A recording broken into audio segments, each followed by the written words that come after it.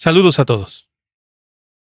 Hoy vamos a revisar algunos versículos bíblicos que los pentecostales unicitarios suelen citar para argumentar que el bautismo debe hacerse únicamente en el nombre de Jesús. Pero es importante entender que estos versículos, aunque valiosos, a menudo se sacan de su contexto original.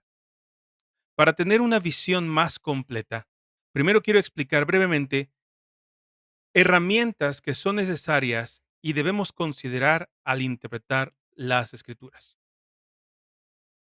Yo le llamo las tres herramientas de la hermenéutica: contexto, contexto, contexto.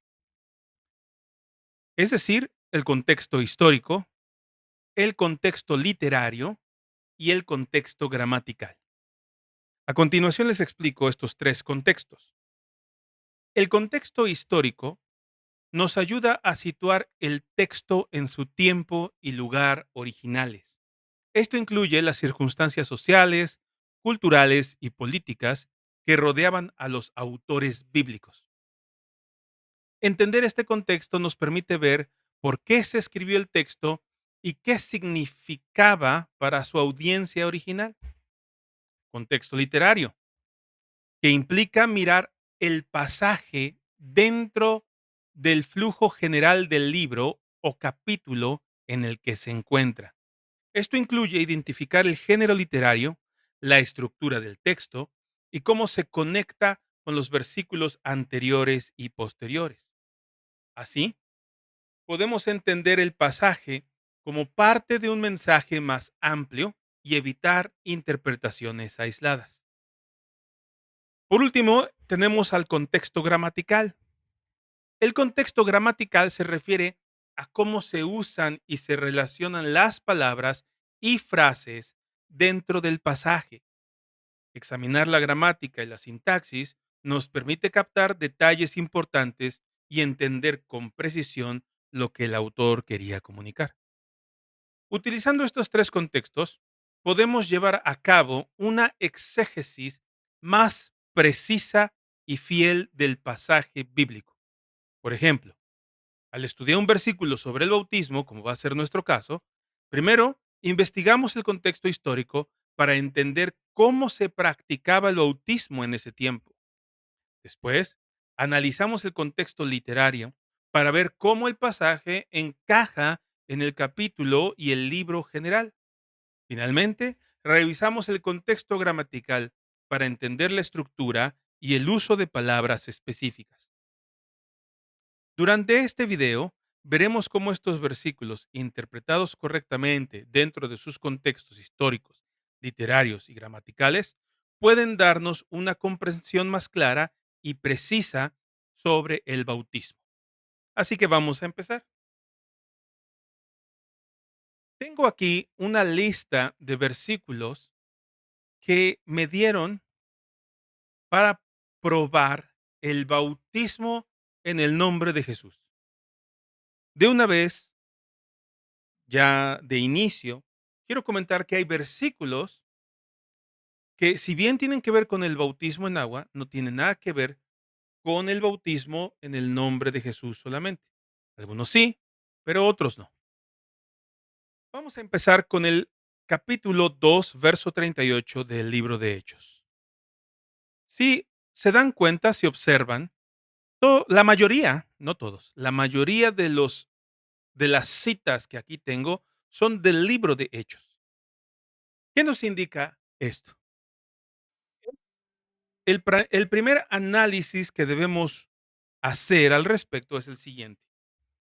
El libro de Hechos, en el contexto literario, ¿qué es? ¿Es un libro de poesía? ¿Es un libro de ciencia? ¿Es un libro sapiencial como el libro del Proverbios o el libro de Eclesiastés? ¿Es un libro, ah, de qué es este libro? Bueno, este libro es un libro histórico. De inicio, aquí ya tenemos un primer problema. El libro de Hechos no nos va a entregar, aunque sí en muchos casos podemos utilizarlo para entender la doctrina cristiana, la verdad es que el libro de Hechos nos va a entregar un relato histórico. ¿Qué quiere decir esto? Solamente nos va a decir cómo es que la iglesia del primer siglo, de los primeros años, de los primeros días, fue que se empezó a desarrollar. No solamente nos va a enseñar históricamente qué es lo que sucedió con la iglesia, con los discípulos de el Señor Jesucristo, con los apóstoles. No solamente nos va a enseñar eso, sino que también el libro de Hechos apunta hacia las profecías que el Señor Jesucristo hizo y están relatadas en los libros de los evangelios.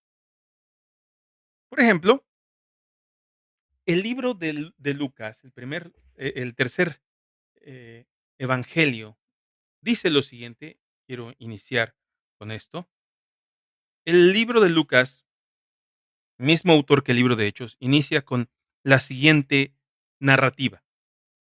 Por cuanto muchos han tratado de poner en orden y escribir una historia de las cosas que entre nosotros son muy ciertas, tal como nos la dieron a conocer los que desde el principio fueron testigos oculares y ministros de la palabra, también a mí me ha parecido conveniente, después de haberlo investigado todo con diligencia desde el principio, escribírtelas ordenadamente, excelentísimo Teófilo, para que sepas la verdad precisa acerca de las cosas que te han sido enseñadas. Lucas inicia en su primer libro explicando el propósito de esta carta. Y el propósito de esta carta o de este libro es hablar, dar un testimonio de las cosas que se han narrado que acontecieron. Por lo tanto, Lucas narra las profecías que el Señor Jesucristo dio. El libro de Hechos comienza con la siguiente eh, introducción. En el primer relato, ¿cuál primer relato? Bueno, el libro de Lucas. Estimado Teófilo, escribí acerca de todo lo que Jesús comenzó a hacer y a enseñar hasta el día en que fue recibido arriba en el cielo, después de que por el Espíritu Santo él había dado instrucciones a los apóstoles que había escogido. Entonces, el libro de los Hechos es una continuación del libro de Lucas. En el primero nos narra la historia de Jesús, sus enseñanzas, su vida, sus milagros, sus profecías. El segundo libro, el libro de Hechos, bien podríamos llamarlo 2 de Lucas, el libro de los Hechos nos narra cómo es que continuó la vida de los discípulos de Jesucristo después de haber recibido todas las instrucciones. El libro de Lucas, el libro de Juan también, el Evangelio, en los Evangelios se nos promete al Espíritu Santo. En el libro de Hechos, el primer capítulo, se promete al Espíritu Santo. Y luego Lucas narra que en el capítulo 2 esa promesa se cumplió. Es decir, llegó el Espíritu Santo. Bien. Teniendo este contexto literario y también procedí a dar un poco de contexto histórico para ubicarnos en el tiempo, para ubicarnos en el momento, para ubicarnos en la cultura. Ahora procederé a leer el primer versículo que los pentecostales unicitarios dan para hablar con respecto a que si el bautismo tiene que ser en el nombre de Jesús. Hechos 2:38 dice: Entonces Pedro les dijo: Arrepiéntanse y sean bautizados cada uno de ustedes en el nombre de Jesucristo para perdón de sus pecados y recibirán el don del Espíritu Santo. Cuando hacemos estudios de la palabra, es importante también hacer uso del contexto gramatical. Dentro de los contextos que estamos estudiando, hay otro tipo de contextos, que es el contexto inmediato. Haciendo uso del contexto gramatical, hay muchas preguntas que debemos de hacernos para poder entender qué es lo que el texto está diciendo. El contexto gramatical nos va a ayudar a entender la idea exegética de lo que se está hablando en el texto. Por ejemplo, en este caso muy particular, dice: "Entonces Pedro les dijo", primera pregunta, ¿quién? Y no estoy hablando de quién en el sentido de Pedro, porque es claro que ahí dice Pedro, pero ¿a quiénes les dijo? Entonces Pedro les dijo, ¿a quiénes les dijo? ¿Qué les dijo? ¿Por qué se los dijo? Ya van 3 preguntas.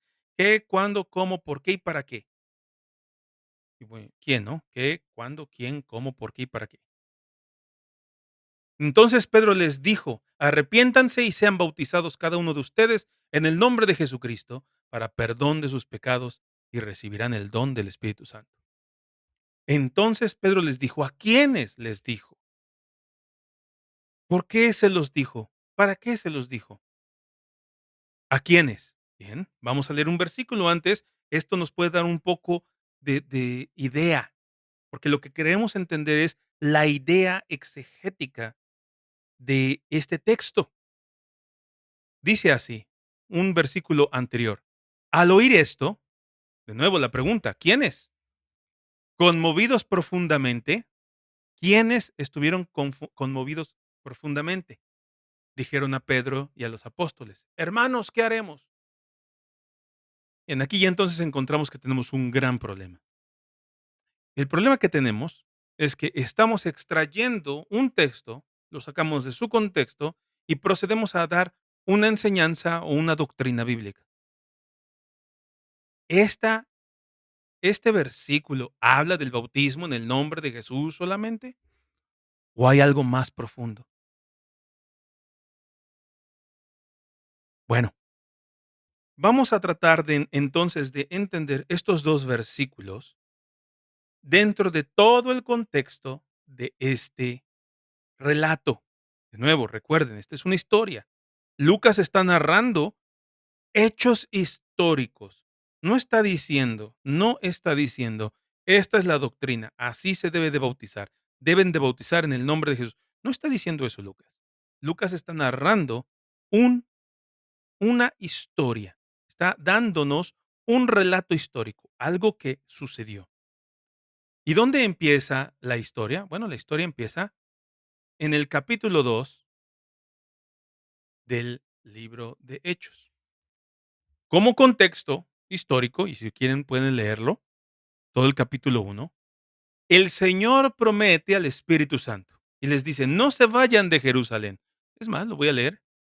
Dice así: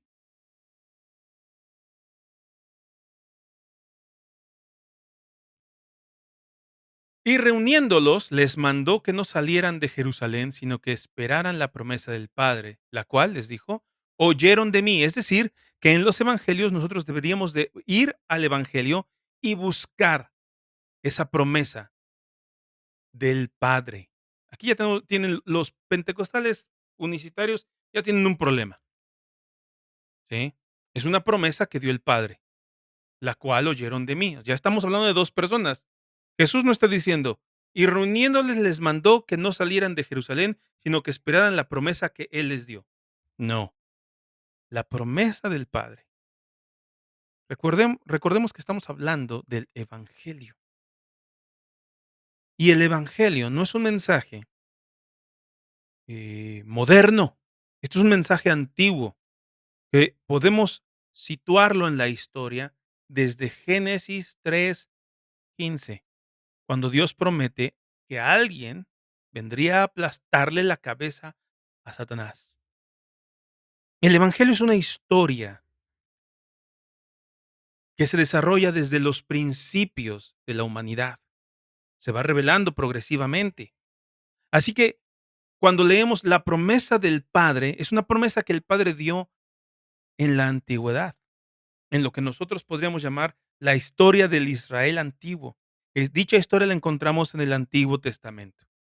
Bien, entonces Jesús les dice: "No se vayan de Jerusalén, esperen la promesa del Padre, la cual oyeron de mí, porque Juan bautizó con agua, pero ustedes serán bautizados con el Espíritu Santo dentro de pocos días". Aquí los unicitarios tienen muchos problemas, disculpen. Estamos hablando del Padre, estamos hablando de Jesús, el Hijo, y estamos hablando del Espíritu Santo. Jesús bien pudo haber dicho aquí, de una vez por todas, romper con todos los paradigmas y decir: "No se vayan de Jerusalén. La promesa que yo les di de que voy a regresar y los voy a bautizar en mí mismo, se va a cumplir". Lo siento, no dice eso. Está hablando del Padre, está hablando de Él mismo, el Hijo, y está hablando del Espíritu Santo. Bien, entonces esta es la promesa.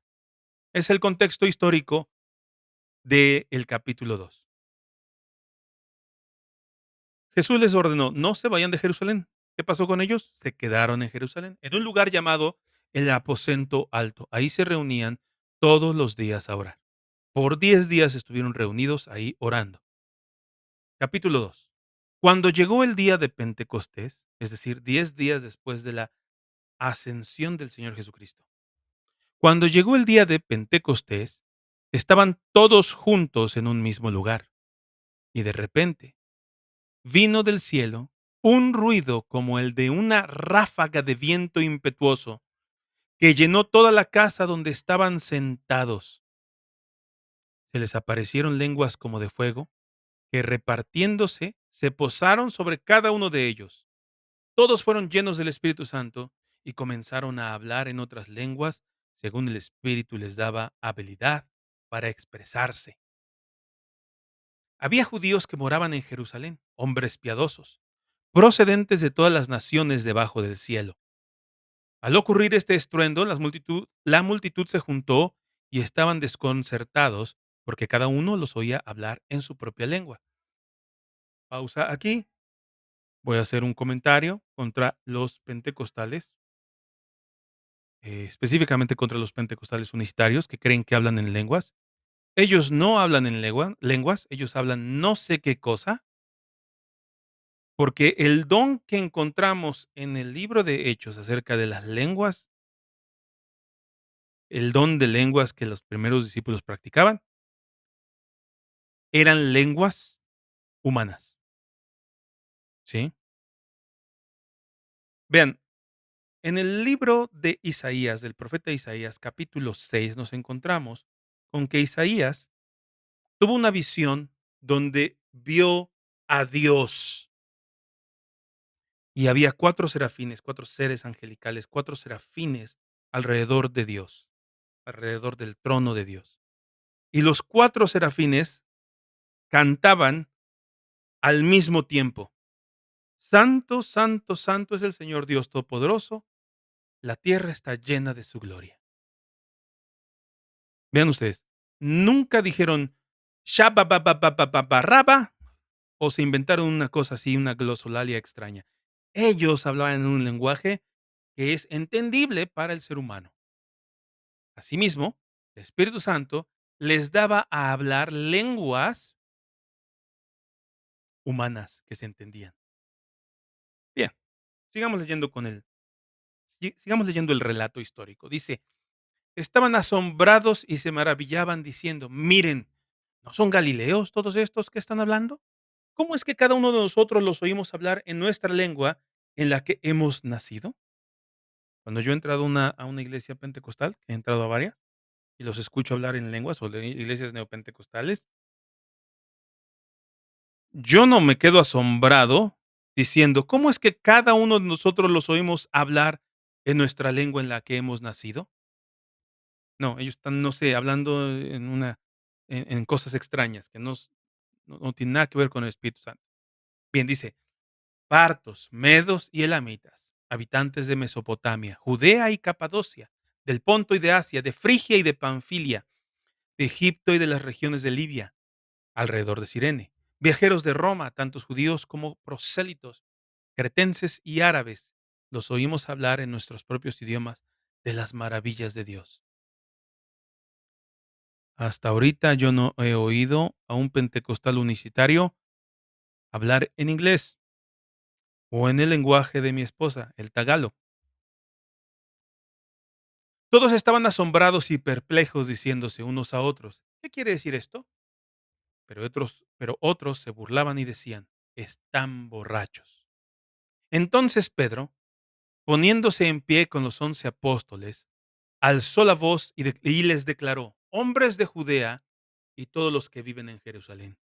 Sea esto de su conocimiento, y presten atención a mis palabras, porque estos no están borrachos como ustedes suponen, pues apenas es la hora tercera,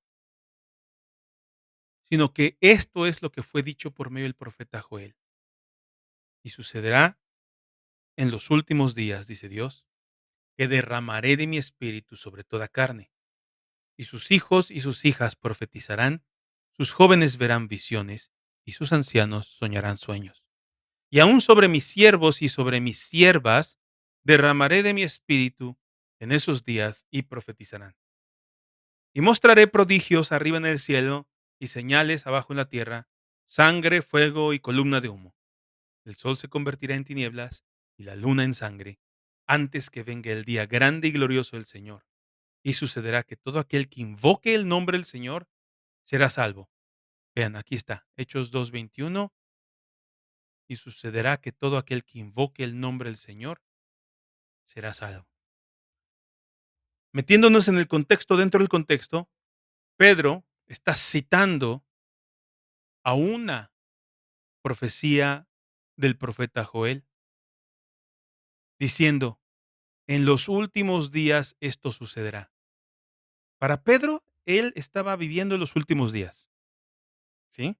Esta profecía que está dando Pedro no tiene que ver con los últimos días del planeta Tierra, sino con los últimos días en el que el Señor estaba mostrando su poder. Es decir, en los tiempos de la fundación de la iglesia, del nacimiento de la iglesia.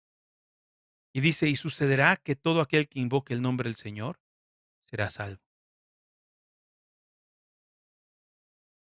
Bien, Joel, cuando escribe esto, él dice, sucederá que todo aquel que invoque el nombre del Señor será salvo. Para Joel, ¿quién era el Señor?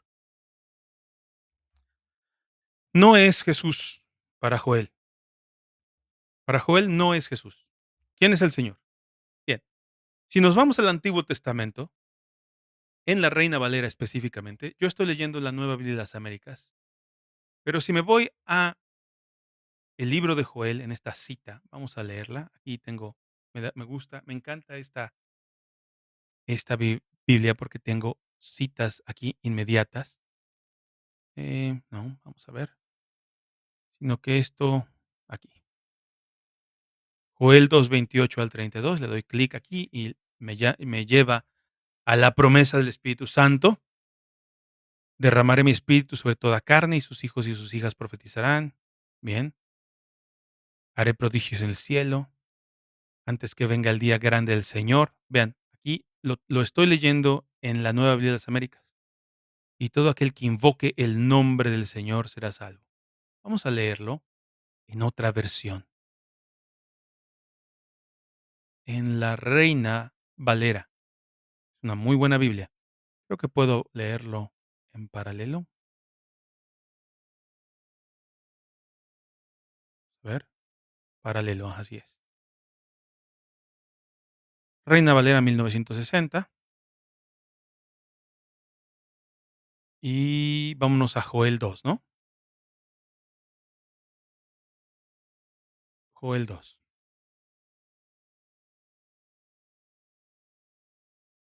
desde el 28 creo que era, o era el 27. Así es, 28. Aquí también, Joel 2, 28.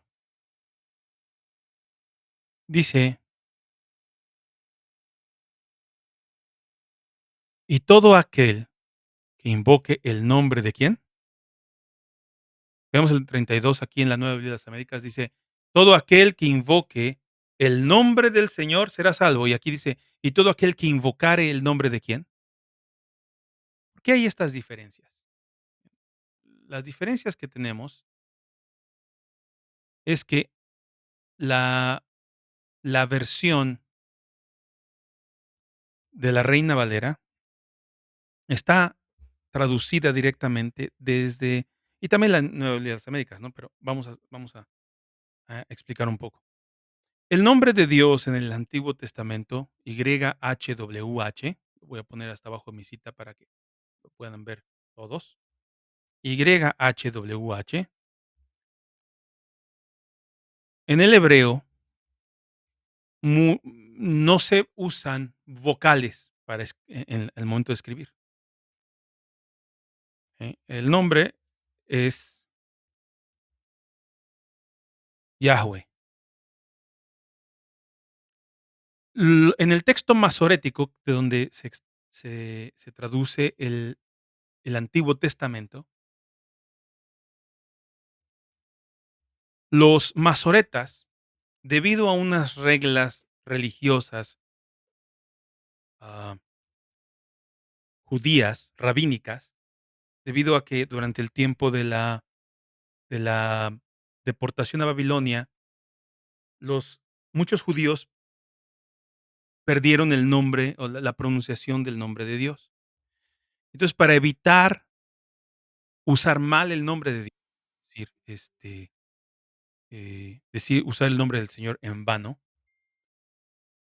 lo que hicieron los escribas al momento de ir transcribiendo el nombre del Señor, es que ellos ponían puntuaciones abajo del nombre YHWH.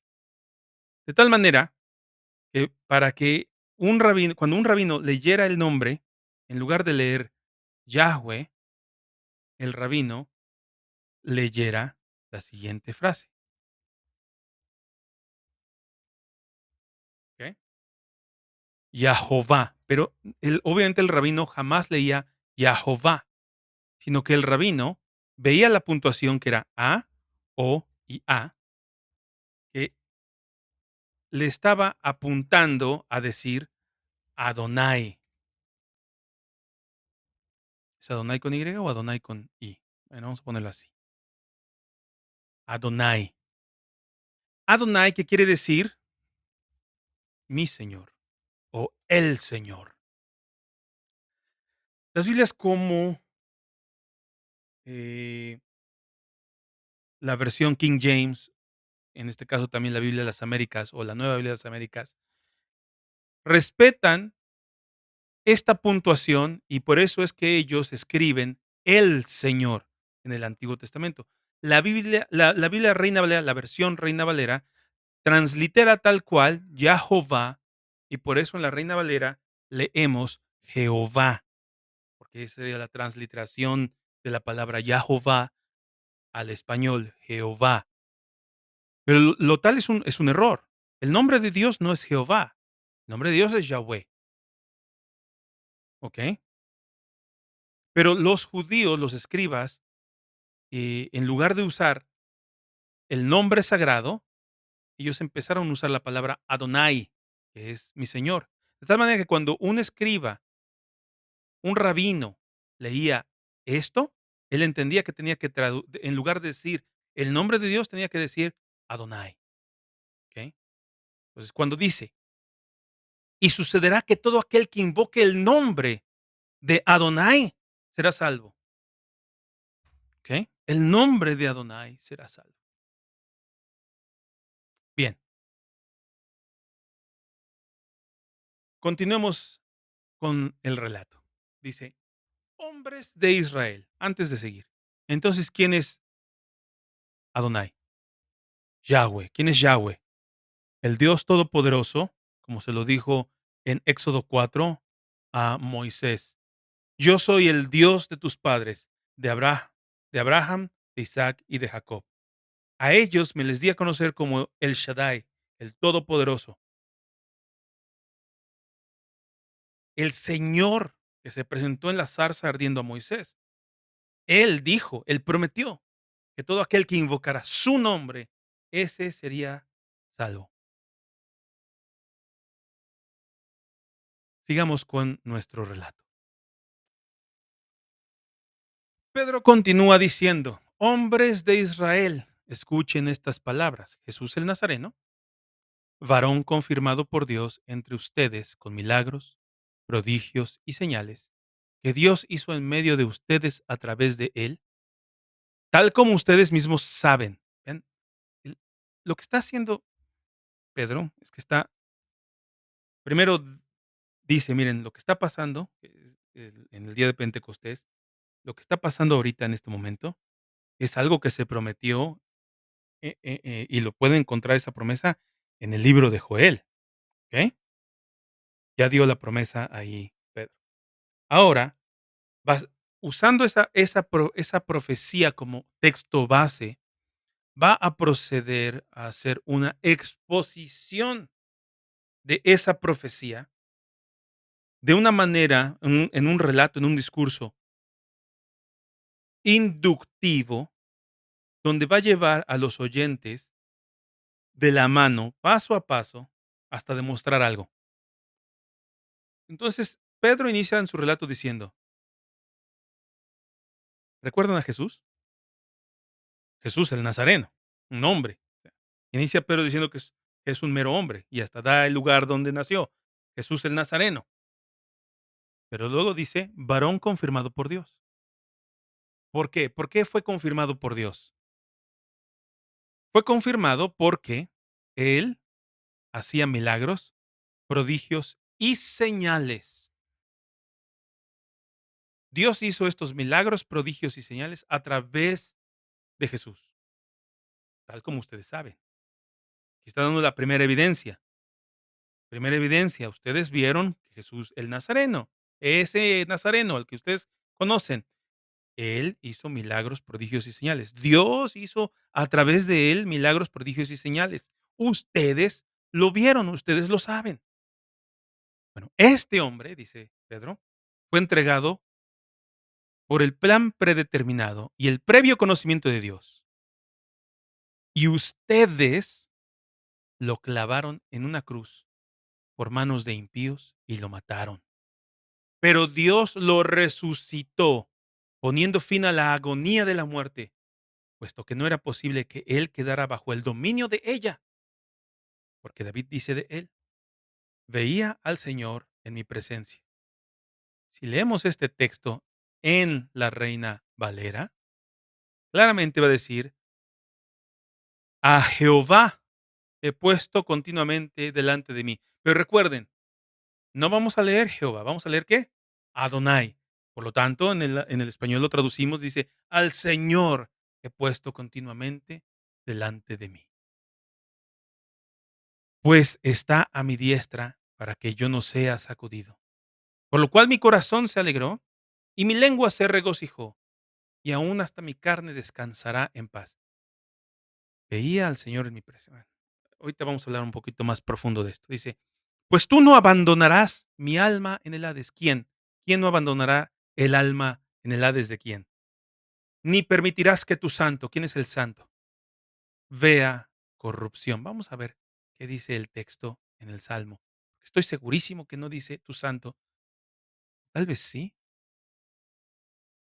Ajá, sí dice, no permitirás que tu santo. Pensé que iba a decir tu ungido. Pero bueno, no permitirás que tu santo vea corrupción. Me has hecho conocer los caminos de la vida. Me llenarás de gozo con tu presencia.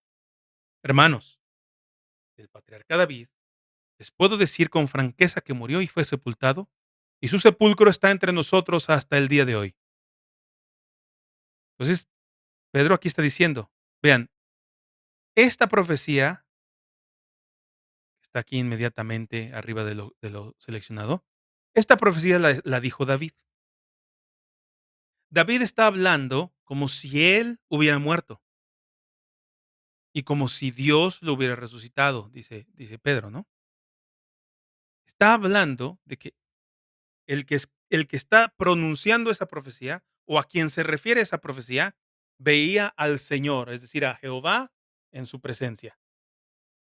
Dice, pero siendo profeta y sabiendo que Dios le había jurado sentar a uno de sus descendientes en su trono, miró hacia el futuro y habló de la resurrección de Cristo, que ni fue abandonado en el Hades, ni su carne sufrió corrupción. Hermosa esta enseñanza, porque aquí Pedro está enseñándonos que Jesús es el que veía al Señor en su presencia. Hermoso, hermoso, porque aquí dice, veía al Señor en mi presencia. Estamos hablando de 2 personas al mismo tiempo, por cierto. A este Jesús resucitó Dios. ¿Por qué Pedro, siendo unicitario, como declaran los pentecostales, unicitarios, jamás dijo: "Jesús resucitó se resucitó a sí mismo porque él es Dios"? Dice: "A este Jesús resucitó Dios, de lo cual todos nosotros somos testigos. Así que, exaltado a la diestra de Dios, y habiendo recibido del Padre la promesa del Espíritu Santo", otra vez 3 personas, Jesús, el Padre, el Espíritu Santo, "ha derramado esto que ustedes ven y oyen, que David no ascendió a los cielos, pero él mismo dice: dijo el Señor", oh, hermosa escritura aquí, "dijo el Señor a mi Señor: siéntate a mi diestra, hasta que ponga a tus enemigos por estrado de tus pies". Esta enseñanza que estamos aquí viendo, dijo Adonai a Adonai. Ah, caray, ¿cuántos Adonáis existen? Solamente hay un solo Dios. Y eso todos lo creemos. En los pentecostales unicitarios, eh, obviamente, al ser falsos, ellos nos acusan a nosotros, los cristianos verdaderos, de ser politeístas y de decir que Dios son tres dioses. Es una mentira. Ellos no entienden las enseñanzas bíblicas y por eso se inventan estas mentiras. Veamos aquí. Dijo Adonai a Adonai. Dijo el Señor a mi Señor. Recuerden, aquí si voy eh,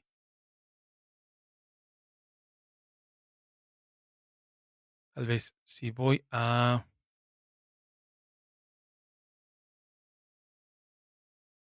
la Reina Valera, ajá, en el versículo 34 obviamente dice lo mismo, ¿no? Dice, di an 34. Porque David no subió, dijo el Señor a mi Señor. Okey. Vamos a ver cómo está esta escritura que se encuentra en el Salmo 110. Vamos a verlo. Salmo 110.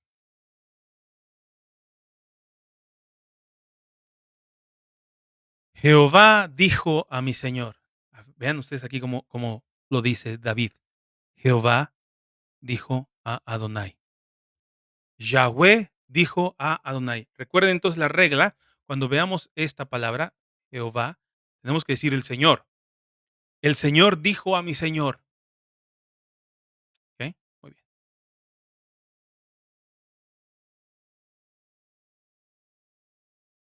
Bien. Pues aquí vemos a dos señores. Dos señores. Vamos a volver a tratar de entender esto. Los judíos, mucho antes de que Jesucristo llegara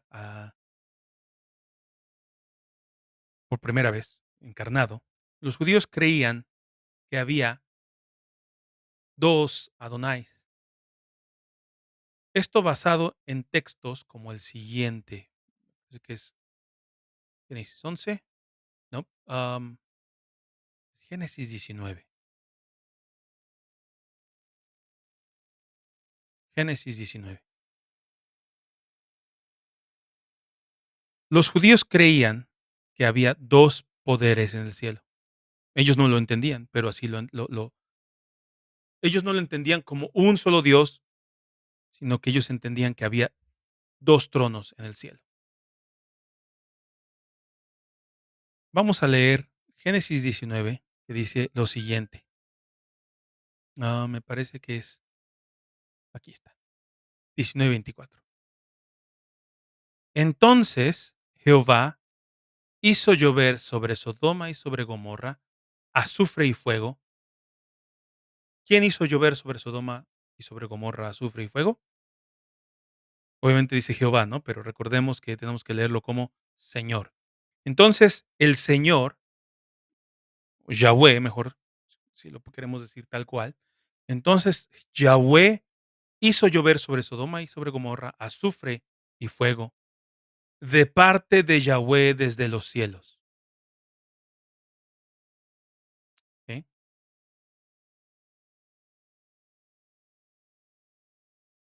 Interesante. Interesante, porque aquí lo que está diciéndonos este texto es que hay 2 Yahwés, un Yahweh que hace llover fuego de parte de Yahweh que está en los cielos. Este tipo de enseñanzas los judíos las entendían, los israelitas del antiguo pacto las entendían como que había 2 poderes en el cielo. Ellos no entendían bien de lo que está hablando la Escritura, y obviamente cuando llega Jesucristo a escena y Jesús usa este verso, porque es un verso que Jesús usó muchas veces, ¿de quién es el hijo el Cristo? Dice, pregunta nuestro Señor Jesús a los escribas y fariseos. Y ellos dicen, de David. Y Jesús responde, entonces, y vuelve a preguntar, ¿por qué dice David, dijo el Señor a mi Señor, siéntate a mi diestra hasta que ponga a tus enemigos por estrado de tus pies? Ahora, ¿por qué es importante esta escritura? Bien, porque en el versículo 21 del capítulo 2 dice, y sucederá que todo aquel que invoque el nombre del Señor será salvo. Y aquí Pedro está diciendo, Jesús es el Señor. Jesús es el Señor. Sepa pues con certeza toda la casa de Israel que a este Jesús a quien ustedes crucificaron, Dios lo ha hecho Adonai y Cristo. Dios lo ha hecho Señor y Cristo. Al oír esto, conmovidos profundamente, dijeron a Pedro y a los demás apóstoles, hermanos, ¿qué haremos? Ahora causa sentido esta escritura, ¿verdad? Porque ellos acaban de escuchar que ellos crucificaron a Adonai y a Cristo. Y entonces ahora, conmovidos profundamente, es decir, tenían mucho miedo, dijeron, ¿y entonces qué haremos? Entonces Pedro les dijo, arrepiéntanse y sean bautizados cada uno de ustedes en el nombre de Jesucristo. ¿Por qué tenían que ser bautizados en el nombre de Jesucristo? Que Jesucristo es el Señor, porque Jesucristo es el Señor.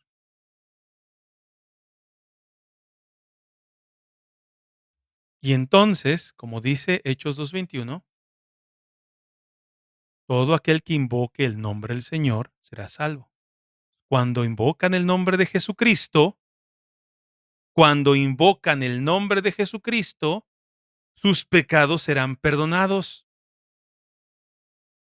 No está diciendo aquí que la fórmula del bautismo en agua es en el nombre del Señor Jesús, lo cual bien Pedro pudo haberlo dicho porque los judíos ya entendían que había un Dios, ¿ok? Y ahorita vamos a ir para allá. Pero bueno,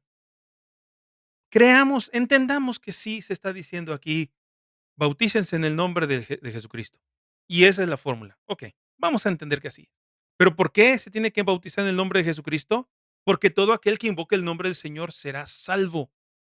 Entonces, en el nombre de Jesucristo se nos perdonan los pecados. Y no solamente eso, sino que recibiremos el don del Espíritu Santo. Perdón, pero aquí está hablando de 2 personas. Yo invoco el nombre de Jesucristo y yo no recibo a Jesucristo, sino que recibo al Espíritu Santo. ¿Se dan cuenta? Bien, Pedro aquí pudo zanjar el problema y decir, eh, reciban a Jesucristo invocándolo. No, dice, invoquen el nombre de Jesucristo para el perdón de sus pecados y recibirán el don del Espíritu Santo, porque la promesa es para ustedes y para sus hijos y para todos los que están lejos, para tantos como el Señor nuestro Dios llame. Ese es el contexto gramatical. La idea que estamos recibiendo aquí no es la idea de la fórmula bautismal. La idea que estamos recibiendo aquí es que Jesús es el Señor. Pedro nos llevó de la mano diciendo, Jesús fue un hombre nazareno, pero Dios hizo milagros, prodigios y señales a través de él. No solamente eso, sino que él, Dios, lo tenía planeado así, pero ustedes lo mataron Y él no se murió, no se quedó muerto, sino que resucitó de entre los muertos. Y este que resucitó entre los muertos subió al cielo y está sentado a la diestra del Padre. Como está escrito, dijo el Señor a mi Señor: "Siéntate a mi diestra hasta que ponga a todos tus enemigos por estrado de tus pies". Con esta enseñanza se cae esa mentira y esa falsa doctrina herética de los pentecostales unicitarios. Jesucristo está sentado a la diestra del poder de Dios. Y eso lo entendía Pedro, y eso lo entendían los primeros apóstoles, y eso lo entendía David, aunque no lo entendía al 100%, pero lo entendía, lo vio y lo profetizó. Pero el relato de Pedro es Jesús, un mero hombre, Dios demostró quién era Jesús, es decir, quién es Jesús, Señor y Cristo. Por lo tanto, todo aquel que invoque el nombre del Señor será salvo. ¿A quién tienen ustedes que invocar para el perdón de sus pecados? A Jesús. ¿Por qué? Porque Jesús es el Señor. Eso es lo que está enseñando Pedro. Ahora, los judíos entendían que había un Señor, y ese Señor es Dios, Adonai. Pero ellos leían esto y decían: "Dijo el Señor a mis señores", ellos no entendían esto. Decían: "Bueno, pareciera que hay 2 señores, ¿quién es el segundo señor?". No hay 2 señores, no hay 3 señores, hay un solo Señor. Pero Jesús, el Hijo, es el Señor, el Padre es el Señor y el Espíritu Santo es el Señor. Estos 3 son uno. Dijo el Señor a mi Señor: "Siéntate a mi diestra hasta que ponga a tus enemigos por estrado de tus pies". Ahora vayamos a la fórmula bautismal de Mateo, porque nuestro Señor Jesucristo nos ordenó, Él nos ordenó que bautizáramos en el nombre del Padre, del Hijo y del Espíritu Santo. Y lo primero que hace Pedro es que bautiza en el nombre de Jesús. ¿Por qué? Bien, la respuesta está en esta pequeña parte. Vayan pues y hagan discípulos de todas las naciones. ¿Quiénes son las naciones? Las naciones son los gentiles, es decir, aquellos que no eran judíos, que eran paganos, que tenían muchos dioses, pero no entendían que había un solo Dios, Padre, Hijo y Espíritu Santo. Entonces, nuestro Señor Jesucristo está aquí explicando que las naciones debían bautizarse en el nombre del Padre, del Hijo y del Espíritu Santo. ¿Qué quiere decir esto? Que dentro de la enseñanza, porque aquí lo dice, hagan discípulos de todas las naciones. ¿Cómo se hacen esos discípulos? Bautizándolos. Y aquí tenemos la primera enseñanza, que un discípulo de Jesús debe aprender por primera vez. Jesús le está diciendo a sus discípulos: hagan discípulos de todas las naciones. Y la primera enseñanza que se les debe de dar es acerca de quién es Dios. ¿Y quién es Dios? Padre, Hijo y Espíritu Santo. Por lo tanto, esta enseñanza de solo Jesús es un error, un error que cuesta la vida eterna. Los cristianos tenemos que enseñar, cuando hagamos discípulos, tenemos que enseñar que Dios es Padre, Hijo y Espíritu Santo. Y estos 3 son un solo Dios. Muy bien, pues eso nada más de Hechos. Bueno, vamos a seguir hasta el 41, porque aquí dice hasta el 41, dice: "Y Pedro con muchas otras palabras testificaba solemnemente y les exhortaba diciendo: Sean salvos de esta perversa generación". Entonces, los que habían recibido su palabra fueron bautizados y se añadieron aquel día como 3000 almas. ¿Se dan cuenta? Este versículo no tiene nada que ver Si lo sacan así fuera de contexto, si yo nada más leyera este versículo, entonces los que habían recibido su palabra fueron bautizados y se añadieron aquel día como 3,000 almas. No me indica si tengo que bautizarme en el nombre del Padre, el Hijo y el Espíritu Santo o solo en el nombre de Jesús. Por lo tanto, hay que usar bien los contextos. Hay que usar bien los contextos. Y ya que expliqué el contexto histórico, literario y gramatical, llegamos a la conclusión de que el texto de Hechos 2 no está hablando de no está dándonos la enseñanza de cómo debemos de bautizar, sino que nos está hablando del por qué nos debemos de bautizar. Y nos debemos de bautizar invocando el nombre del Señor Jesús para el perdón de nuestros pecados, porque todo aquel que invocare el nombre del Señor, ese será salvo. Nosotros los trinitarios bautizamos, es decir, yo bautizo al que estoy bautizando, yo hago la siguiente declaración: por tu confesión de fe, yo te bautizo en el nombre del Padre, del Hijo y del Espíritu Santo. Por tu confesión de fe. ¿Cuál es la confesión de fe? ¿Cuál es la confesión de fe? La confesión de fe es declarar que Jesús es el Señor. Entonces, una persona que se va a bautizar entra al agua bautismal invocando a Jesús. Creo que Jesús es el Señor. Creo que Jesús es el Hijo de Dios. Creo que Jesús es el Hijo de Dios. Y yo digo, por esa confesión de fe, porque tú crees que Jesús es el Hijo de Dios, yo te bautizo en el nombre del Padre, y del Hijo, y del Espíritu Santo. Esa es la correcta manera de bautizar. Muy bien, entonces ya hablamos de estas primeras 3 escrituras dentro de su contexto. Espero que les haya servido de mucho esta enseñanza.